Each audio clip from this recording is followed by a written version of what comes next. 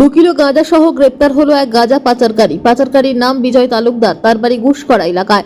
গতকাল রাত্রে মঙ্গলকোট থানার পুলিশ গোপন সূত্রে খবর পেয়ে অভিযুক্তকে গাঁজা সহ গ্রেপ্তার করে। তার কাছে দুটি ব্যাগে থাকা 2 কেজি গাঁজা পাওয়া গেছে। অনুমান একটি টোটো করে অভিযুক্ত ঘুষকরা থেকে মঙ্গলকোটে গাঁজা পাচারের উদ্দেশ্যে এসেছিল। ধৃতকে আজ বর্ধমানের মাদক সংক্রান্ত আদালতে পাঠানো হচ্ছে। পুলিশের তরফে 5 দিনের পুলিশি হেফাজত চাওয়া হয়েছে আদালতের কাছে। পাশাপাশি এই কারবারের সঙ্গে আর কারা কারা যুক্ত রয়েছে ও অভিযুক্তর কি উদ্দেশ্য ছিল জানার তদন্ত শুরু করেছে মঙ্গলকোট থানার পুলিশ।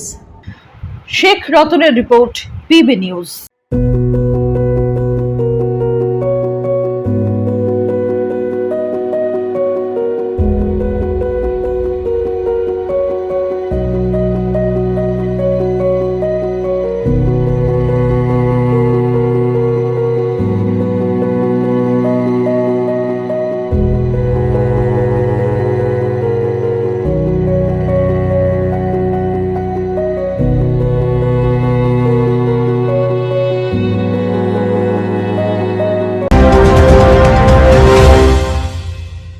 ডিগ্রি করার পরেও চাকরি নেই, অথবা স্কুল কলেজের পাশাপাশি একটা কোর্স করে ব্রাইট ক্যারিয়ার বানাতে চান?